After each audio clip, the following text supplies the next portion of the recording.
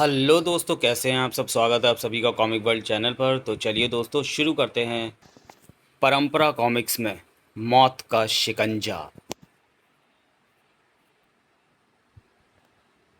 मौत का शिकंजा, संपादक अजय पलाहा, कथानक मनोज पंडित, चित्रांकन आकृति फीचर्स। सुनसान सड़क पर एक कार तेजी से अपनी मंजिल की ओर बढ़ रही थी। और तेज चलाओ नवीन, अभी 40 किलोमीटर का सफ़र बाकी है। रात होने वाली है, हमें 8 बजे तक अवश्य पहुंच जाना चाहिए। कब्रिस्तान, चेतावनी, रास्ता तंग है, वाहन धीमे चलाएं। उफ धच, क्या हुआ? लगता है इंजन में कोई खराबी आ गई है, चेक करना पड़ेगा। इंजन में तो कोई खराबी नहीं है। तो फिर एक बार और कोशिश कर लो। ये तो मुसीबत खड़ी हो गई। रात होने वाली है, आसपास कोई आबादी भी नहीं है। नवीन, उधर देखो, कोई आदमी। नहीं सुधा, गाड़ी नहीं स्टार्ट हो रही। अब क्या होगा? सलाम साहब, कोई परेशानी है क्या? गाड़ी ख़राब हो गई है। क्या आसपास कोई मैकेनिक मिल सकता है? रामनगर कस्बे में मिल सकता है साहब, यहाँ से 10 किलोमीटर दूर है। 10 किलोमीटर? चलता हूँ सलाम साहब। अरे ठहरो, तुमने अपना नाम तो बताया ही नहीं। मैं इस कब्रिस्तान का चौकीदार हूँ साहब। बूमरैंग नाम है मेरा। बूमरैंग? क्या अजीब नाम है। बूमरैंग? यहाँ से कस्बे तक जाने का कोई उपाय, मेरा मतलब क्या कोई लिफ्ट मिल सकती है? बहुत मुश्किल है, शाम होते ही ये सड़क सुनसान हो जाती है। उफ, तब क्या सारी रात हमें सड़क पर बितानी पड़ेगी? एक तरीका हो सकता है, आप कपाला जी के यहाँ चले जाइए। वह रिटायर्ड आदमी हैं, अकेले ही रहते हैं हवेली में। क्या तुम हमें वहाँ तक पहुँचा दोगे? ज़रूर, आइए मेरे साथ। पर दूसरे दिन।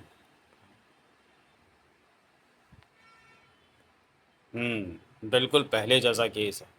2 महीने में 8वीं हत्या आई। समझ में नहीं आता ये हत्याएं कौन कर रहा है।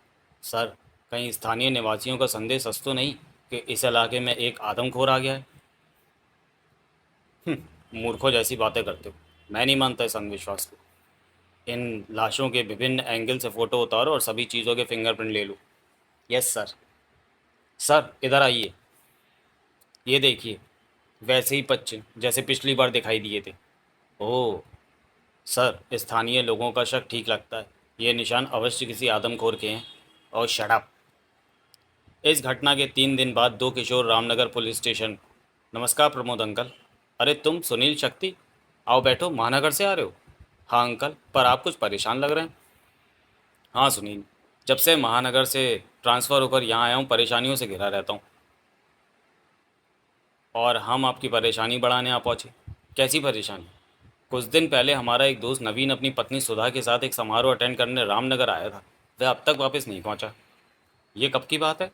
आज से 3 दिन पहले की। इंस्पेक्टर प्रमोद सुनील शक्ति को अपने साथ ले जाकर कुछ दिखाने लगे। देखो ये कार हमें सुनसान जगह पर खड़ी मिली थी। इसमें सवार चालक और इसके साथी मरे पड़े थे।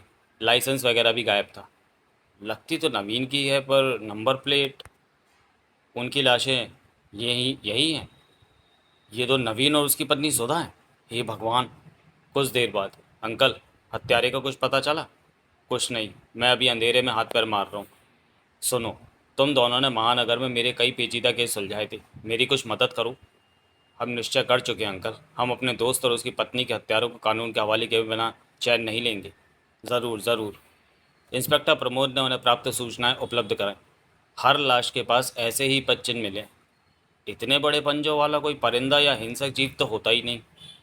जैसा भी ज- ज़रा भी यही, मेरा भी यही ख्याल है शक्ति। इंस्पेक्टर ने उन्हें पोस्टमार्टम की रिपोर्ट दिखाई। रिपोर्ट के मुताबिक मरने से पूर्व दोनों ने नशीली कॉफ़ी पी थी। यस। शक्ति, नवीन तो किसी किस्म का नशा नहीं करता था, फिर नशीली कॉफ़ी क्यों पी? कहीं कोई गड़बड़ ज़रूर है। इंस्पेक्टर से जानकारी हासिल कर दोनों निकल पड़े।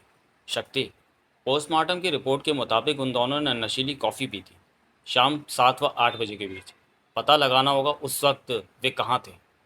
टर्निंग पॉइंट चलो, शायद वहाँ से कोई सूत्र मिल जाए। टर्निंग पॉइंट पर? यह है इस मोड़ का ढाबा। शायद उन्होंने वह नशीली कॉफ़ी यहाँ पी हो। सुनो, परसों यहाँ पीले रंग की कार में जवान पति पत्नी जलपान के लिए रुके थे। कहना तो मुश्किल होगा साहब, यहाँ कितने वाहन रोज़ ही ठहरते हैं जलपान के लिए। लेकिन रुकिए, छोटू से पूछता हूँ। छोटू, ओ छोटू। आया मालिक। छोटू, दिमाग पर जोर देकर बता, परसों शाम तूने कोई पीले रंग की कार को यहाँ रुकते देखा था? कार महानगर की ओर से आई थी। पीले रंग की कार। कार हाँ। हाँ, खूब चमकदार कार, एक खूबसूरत चालक, साथ में एक सुंदर सी लड़की। याद आया साहब? देखा था, पर कार यहाँ नहीं ठहरी थी। तो फिर तुम्हें कैसे पता चला? साहब, शायद वे जल्दी में थे। एक ट्रक बीच में खड़ा था, उसे हटाने के लिए बार बार हॉर्न बजा रहे थे। ठीक है, अब ज़रा ध्यान से बताओ, उस वक्त क्या टाइम था? उस वक्त शाम के 6 साढ़े 6 बज रहे होंगे। शाबाश छोटू, तुमने बड़े काम की बात बताई है। ये लो इनाम। शुक्रिया साहब। सलाम साहब। चलो सुनील, आगे पूछताछ करते। टर्निंग पॉइंट से यहाँ तक कोई आबादी नहीं है, सिवाय इस प्राचीन हवेली और कब्रिस्तान की। कब्रिस्तान में कोई होगा ज़रूर, चलो उससे पूछते हैं हवेली के बारे में। ठीक है। सुनो भाई, तुम यहीं रहते हो? हाँ। परसों शाम तुमने किसी पीले रंग की कार को रामनगर की ओर जाते देखा था? नहीं साहब, परसों मैं महानगर चला गया था रोज़मर्रा की चीज़ें लेने। अच्छा, उस पास वाले हवेली में कौन रहता है? कपाला जी एक रिटायर्ड व्यक्ति हैं। चलो उनसे मिल लें, शायद उन्होंने देखी हो। बेकार है साहब, कपाला जी तो वहाँ है ही नहीं। वह तो कई दिनों से महानगर गए हैं इलाज कराने, बेचारे लकवे के मरीज हैं। ओह। जब आएँ तो हवेली का चक्कर लगाने में क्या हर्ज है। हम्म। संभल के, रास्ता ऊबड़ खाबड़ है। दरवाजे पर ताला लगा है। आवाज़ AR कपाला रिटायर्ड वैज्ञानिक। अरे ये स्लिप कैसी चिपकी है? कपाला जी इलाज करवाने महानगर गए हुए हैं, कुछ दिन बाद लौटेंगे। बेकार आए, चौकीदार सही कहता था। चलो वापस चलें। ठहरो, ऊपर से कुछ आवाज़ें आ रही हैं। दोनों ने कुछ देर आहट ली। आओ चलें, तुम्हें कुछ वहम हुआ होगा। लेकिन तभी अर ये क्या? लेडीज़ घड़ी? पर किसकी हो सकती है? अरे, सुधा नाम भी खुदा है। सुधा, कहीं नवीन की पत्नी तो नहीं? इसका पता तो नवीन के घर वालों से ही चलेगा। महानगर की शानदार कोठी में। बेटा, कुछ पता चला मेरे बहू बेटे का? अभी तो नहीं, पर हम जल्दी ही पता लगा लेंगे। आंटी, ये घड़ी देखिए। ये घड़ी तो सुधा की है, मेरी बहू की। तुम्हें कहाँ से मिली? रामनगर जाने वाले रास्ते पर एक सुनसान जगह मिली। और नवीन सुधा? अभी उनको कुछ पता नहीं चला आंटी, लेकिन हम जल्दी ढूंढेंगे। रामनगर पुलिस स्टेशन में।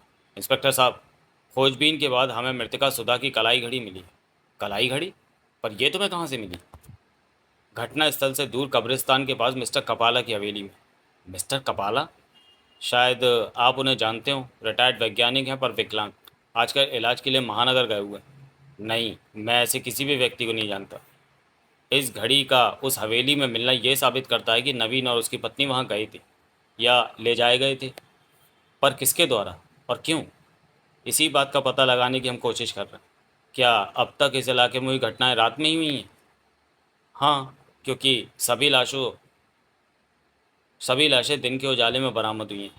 और ज़्यादातर लाशें कब्रिस्तान के पास ही मिली हैं। क्यों? करेक्ट। शक्ति, इन हत्याओं का केंद्र बिंदु वही कब्रिस्तान है। हमें एक बार फिर वहीं चलना होगा। अंकल, हमें एक कार दिलवा दीजिए। ज़रूर। पुलिस वैन चलेगी? नहीं, कोई प्राइवेट कार हो तो अच्छी बात है। अभी इंतज़ाम करवाता हूँ। Yes sir. सेठ राम अवतार से उनकी कार मांग लाओ, कहना मैंने कहा है। कार आने तक दोनों मेकअप कर अधेड़ व्यक्ति बन गए। कहिए अंकल, कैसे लग रहे हैं? संभ्रांत अधेड़ व्यक्तियों जैसे। पर इसकी क्या ज़रूरत थी? बस देखते रहिए अब आगे क्या क्या होता है। और वे दोनों कार में बैठकर चल पड़े। 5 किलोमीटर का सफ़र निर्विघ्न गुजरा, पर जैसे ही उनकी कार कब्रिस्तान के पास पहुंची, उफ, ये क्या! एकाएक इंजन बंद हो गया। बोनट खोलकर चेक कर लो, कार्बोरेटर में कचरा आ गया होगा। सुनील ने इंजन चेक किया। नहीं, इसमें कोई कचरा नहीं है। अच्छा, तुम सीट संभालो, मैं धक्का लगाता हूँ। थक तेरे की, इंच भर भी नहीं हिली। डिग्गी से टूल बॉक्स निकालो, कोई छोटा मोटा नुक्स हुआ होगा तो मैं ठीक कर लूँगा। Good idea. ओ, डिग्गी तो खाली है। अब चौकीदार से पूछो, शायद इसकी कोठरी में कोई टूल वगैरह मिल जाए। मैं पूछता हूँ उससे। ठहरो शक्ति, मैं कार में छिप जाता हूँ। हम दोनों को एक साथ उसके सामने नहीं जाना चाहिए। सुनील डिग्गी में बैठ गया। कोई है? कोई है अंदर? खट खट। कुछ क्षण बाद। क्या चाहिए श्रीमान? कार खराब हो गई है, ठीक करने के लिए कोई टूल होगा तुम्हारे पास? क्यों मजाक करते हो साहब, मैं तो इस कब्रिस्तान का मामूली सा चौकीदार हूँ। मेरे पास टूल कहाँ से आएगा? पर कपाला जी के पास ज़रूर होगा टूल बॉक्स। कपाला जी? हाँ, उस प्राचीन हवेली में वह अकेले रहते हैं। आप चाहे तो आपको उन तक पहुंचाने में मदद कर सकता हूं। अवश्य, मैं आपका बड़ा आभारी रहूँगा। कुछ क्षण रुकिए, मैं अपनी कोठरी में ताला लगा दूं। ज़रूर ज़रूर। कुछ ही मिनट बाद चौकीदार वापस लौटा और शक्ति को साथ लेकर हवेली की ओर चल पड़ा। उन दोनों के जाने के बाद उफ, टांगें अकड़ गईं। कुछ क्षण बाहर घूम लूँ तो रक्त प्रवाह ठीक हो जाएगा। कुछ क्षण बाद, हैं, ये कौन है? पलक झपकते ही, हेलो, कोई चीज़ तलाश कर रहे हो? था ठक। बताओ, किस चीज़ की तलाश है तुम्हें? बताना ही होगा, चोरी करने वालों से बहुत घृणा है मुझे। ठाक। अचानक किर्च, अब बताऊंगा तुझे। साय ठाक। अच्छा, तो ये इरादे हैं, संभल। और फिर ठाक था। अगले पल, जल्दी बता नहीं तो तेरे ही चाकू से तेरा गला काट दूंगा। बताता हूँ। चोर ने भयवश सब कुछ बता दिया। उधर हवेली में, बैठिए श्रीमान, मैं मिस्टर कपाला जी को बुलाता हूँ। ताज्जुब है, चौकीदार ने अपनी चाबी से बाहर का ताला खोला। कल ही तो कल ही तो कह रहा था कि कपाला जी इलाज कराने महानगर गए हुए हैं। फिर वह इतनी जल्दी कैसे आ गए? ज़रूर कोई चक्कर है। हेलो जेंटलमैन, मैं हूँ इस हवेली का मालिक। नमस्कार मिस्टर कपाला। कब्रिस्तान के पास मेरी कार खराब हो गई है। मैं आपकी सहायता जानता हूँ। बूमरैंग बता चुका है। आराम से बैठकर शरबत पियो, तब तक बूमरैंग स्टोर से टूल बॉक्स निकाल कर लाता है। ओह, इसके नाक सड़कने का अंदाज बिल्कुल बूमरैंग जैसा है। कहीं ये एक ही व्यक्ति तो नहीं? शक्ति ने शरबत का एक घूंट पिया और अगले ही पल उसके दिमाग में धमाका सा हुआ। शरबत का ये कैसा कसेला स्वाद! मैं बूमरैंग के पास जा रहा हूँ, शायद उसे मेरी ज़रूरत हो। कहीं मेरा संदेह सही तो नहीं कि शरबत में कोई नशीला पदार्थ मिला है? कपाला ने जहाँ शरबत बनाया था वहाँ पहुँचकर शक्ति ने उसे दूसरे गिलास में उलट दिया और आकर बेहोशी का नाटक करने लगा। कुछ क्षण बाद, वाह, बेचारा गया काम से। पर शमशेर कहाँ रह गया? उसे तो अब तक यहाँ पहुँच जाना चाहिए था। वैसे ज़्यादा भारी नहीं है, मैं अकेले ले जा सकता हूँ इसे उठाकर लेबोरेटरी तक। इसकी क्या ज़रूरत है? था। तो तुम बेहोश नहीं थे? तुम्हारे दुर्भाग्य से कपाला। बताओ, क्या ये सब था? ठक। अगले ही पल, चूहे, तेरी ये मजाल जो कपाला पर हाथ उठाए। साय, मैं तुझे मसल डालूंगा, मच्छर की औलाद। कोशिश कर ले कलुए। एकाएक, आ, तुझे जबान खोलनी पड़ेगी कलुए। तड़ाक।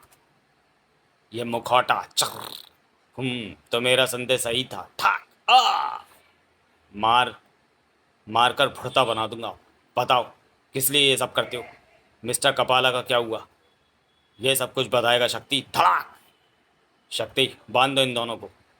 बांध दो दोनों को। ज़रूर। कुछ पल बाद, ये है इसका साथी कुख्यात बदमाश शमशेर सिंह। हाँ तो बदमाशो, बताओ कहाँ है मिस्टर कपाला? इसी हवेली में एक तहखाने में बंद।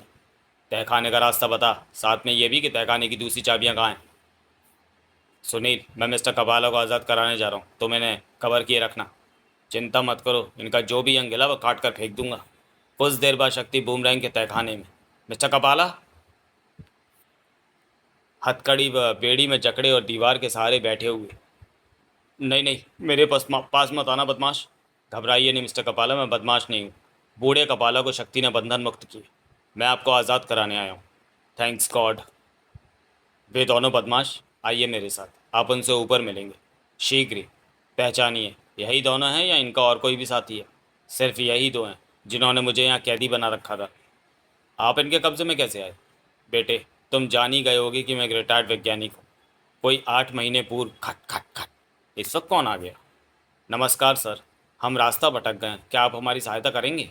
ज़रूर, अंदर आ जाइए। पर था। शमशेर, बांध दे इस बुड्ढे को। छोड़ो छोड़ो मुझे। शमशेर, लगा इसके थोबड़े पर, ज़्यादा बड़बड़ कर रहा है। तड़ाक। ओह, अब की बार आवाज़ निकली तो जुबान खींच लूँगा। कहो दोस्त, जगह पसंद आई? वाह, जवाब नहीं तुम्हारे दिमाग का। सुन बुड्ढे, जीवित रहना है तो हमारा कहना मानना पड़ेगा। नहीं, मत मारो मुझे, जैसा कहोगे वैसा करूँगा।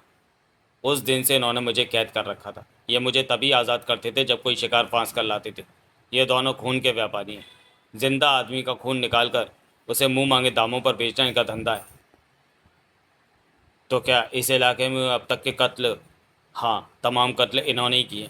कैसे? मिस्टर कपाला ने सब कुछ बता दिया। सुनील, पुलिस को सूचित करना बहुत ज़रूरी है। रामनगर जाओ, चाहे पैदल ही क्यों ना जाना पड़े। इसकी ज़रूरत नहीं, कार है। कार? पर वह तो ख़राब है। ख़राब की गई थी, बाद में बताऊंगा। 2 घंटे बाद। कहाँ है वे बदमाश? बैठा बैठाओ गाड़ी में, इनकी खातिरदारी थाने में ही करेंगे। धन्यवाद बहादुर। दोस्तों, तुम दोनों ने बहुत नेक काम किया, पर अभी तो काम अधूरा है अंकल। क्या आप इनके रहस्यों के बारे में नहीं जानना चाहेंगे? ज़रूर जानना चाहता हूँ। तो आइए चले कब्रिस्तान। सारा रहस्य इस कोठरी और उसके पास बनी इस कब्र में छुपा है। देखिए, ये है वह लीवर जिससे किसी भी वाहन को बरगद के पेड़ के समीप रोका जा सकता है, ब्रेकर लाइन पर स्टैंगलरों की मदद से। और अब मैं दिमाग दिखाना चाहता हूँ बैटरी चलित वह मशीन जिससे चुंबकीय शक्ति को सैकड़ों गुना ज़्यादा बढ़ाया जा सकता है। कब्र के अंदर ये है मशीन और ये किया इसको चालू, क्लिक। अब ज़रा वाहन को यहाँ से गुजारें। अरे, इंजन तो बंद हो गया। करेक्ट। अब आप कितनी भी कोशिश करें, जब तक उस लीवर और मशीन को बंद नहीं किया जाएगा गाड़ी हिलेगी भी नहीं। ये सब बताने के बाद सुनील ने चाकू से एक वृक्ष का तना चीरना शुरू करा। और फिर यह है वह चक्का, इसे स्ट्रैंगलर के सहारे आगे पीछे किया जा सकता है, कोठरी में बने लीवर की मदद से।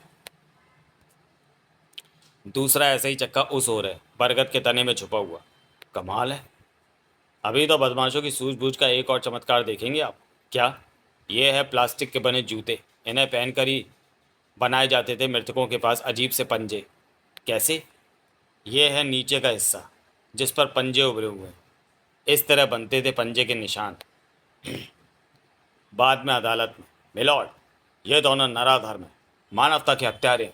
मैं कोर्ट से प्रार्थना करता हूँ कि इन्हें सख्त से सख्त सज़ा दी जाए। मौकाए वारदात पर मिले प्रमाणों और गवाहों के आधार पर इनका जुर्म सिद्ध हो चुका है। अदालत इन्हें मौत की सज़ा सुनाती है। सुनील शक्ति के प्रयास रंग लाए। रामनगर के आसपास की जनता के मन में बैठा भय समाप्त हो गया। रामनगर, चेतावनी, भय रहित यात्रा करें, कोई अवरोध नहीं। और मिस्टर कपाला को मिला नया जीवन। मेरे बच्चों, तुमने मुझ पर जो एहसान किया उसे मैं जीवन भर नहीं भूलूंगा। भूल जाइए अंकल, बुजुर्गों की सेवा करना तो बच्चों का प्रथम कर्तव्य है। समाप्त। तो चलिए दोस्तों, वीडियो को यहीं समाप्त करते हैं और मिलते हैं परंपरा कॉमिक्स की किसी अगली कॉमिक्स में अगले वीडियो में। तब तक के लिए धन्यवाद।